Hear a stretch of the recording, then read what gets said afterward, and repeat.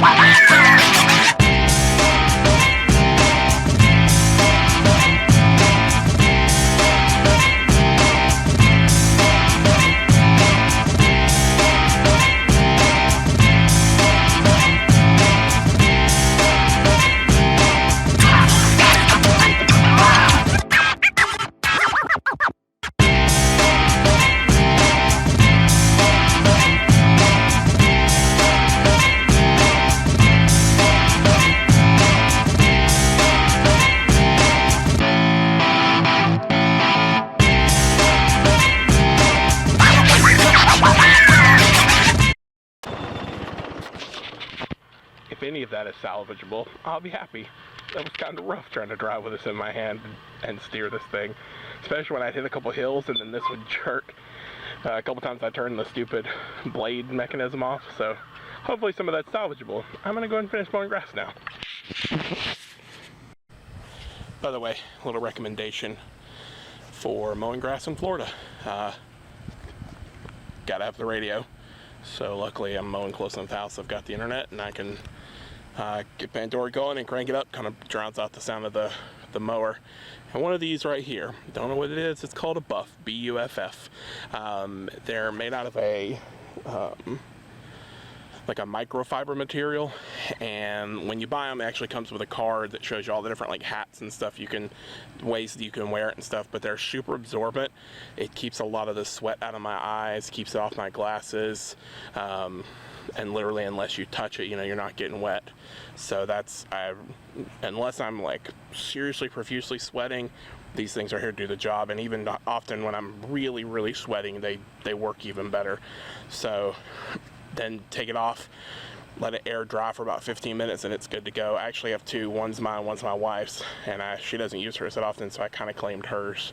But anyways, just some recommendations for when you're out in the summer heat. Get you a Buff. They're worth it. Good pair of headphones and a way to listen to some music.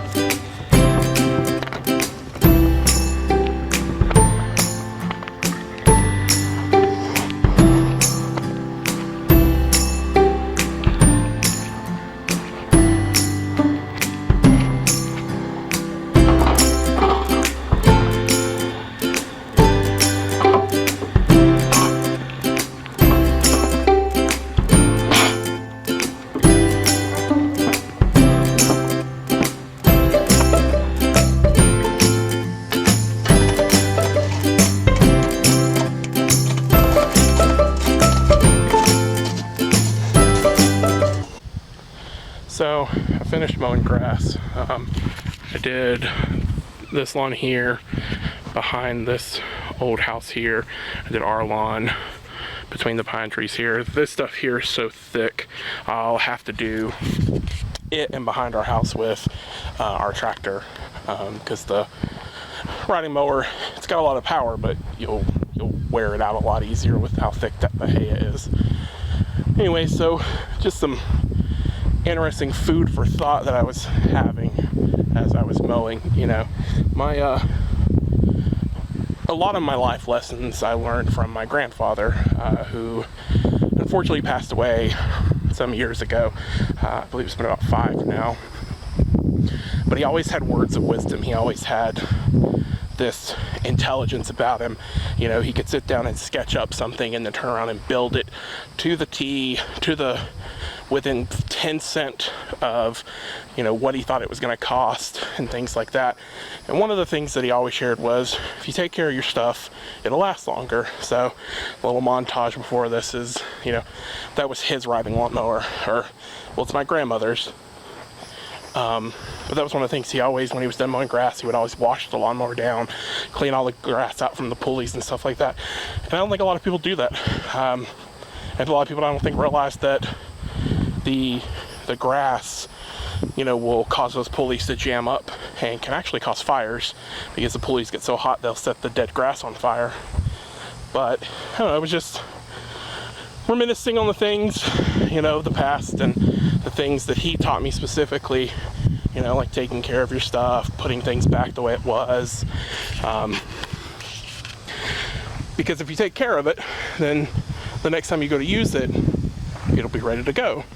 You know, and I've forgotten that a lot in life, and there's quite a few things that I didn't properly take care of, and next time I tried to use them, they were ruined. So it was just, I don't know, it wasn't necessarily that specific words of wisdom. More or less, I was just thinking about him, and, you know, some of the good times we had, some of the times I learned when I didn't realize I was learning, whether we were building porches or gazebos or just working in the yard, you know. So I just thought I'd share that with you guys. You know, what's some things that your grandfather is still teaching you, or, you know, if he's gone, he's passed away, has taught you in the past. You know, what life lessons do you remember the most from those people that made the most impact on your life, and those life lessons that you to this day hold as one of your golden rules? That's one of them. Take care of your stuff, it'll last longer. Some other ones are, you know, his sense of loyalty, his sense of family, but also his sense of not taking crap from anybody. And I get judged a lot on that particular one, because when it comes to my wife and my kids, and, you know, some of my really close friends, I don't allow people to push them around, and, you know, I don't allow them to give them a lot of crap, and I'll stand up for them. I'm loyal to them because, for whatever reason, they've been put in my life, and I feel this sense and this need to take care of those people, you know, no matter how far away they live. I got a buddy sitting in Tennessee right now. If he called me tomorrow and told me that he needed me, I'd hop in the car and go. You know, he's been moved up there going on 2 years, maybe 3 years now, and we haven't had a chance to get up there and see him, and I'm trying to make that work so we can get up there and see him and stuff like that. But if he called me and said, I need you, something's wrong, I'm gonna go. You know, I'm gonna put everything that I have on hold to be there for them. And I would do that for any of my friends. I got a buddy in Callahan. Every time I have some issue with the car, I mean, he shows up, you know, and he helps me. We spend, you know, an entire weekend working on some project on the car that I've got to get done, something that needs to be taken care of, and he's always there. Same thing with him. If he was to call tomorrow and be like, if he's coming right now and say, I need you, I'm coming, you know what I'm saying? And I have a very determined and pure sense of loyalty, and that's kind of something I hope to pass on to my kids. You know, if you care about people and you love people and you know, my buddy in Tennessee, my buddy here, I got a buddy in Moultrie. They're not just friends, they're family.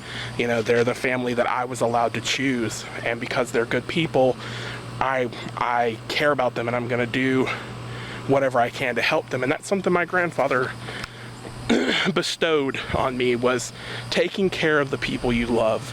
It doesn't matter what sacrifice you have to do, you take care of them. So anyways, before this gets all mushy and sorry, just, you know, still miss him. There's days things go wrong and I wish I could pick up the telephone and call him and be like, holy crap, how do I fix this? Because he always knew. Anyways, I'm gonna get out of here before this goes a little too mushy. My daughter wants to say hey, so I'm gonna pop her in real quick and let her say hey. Hello. All right, do you know how we end these? Till tomorrow.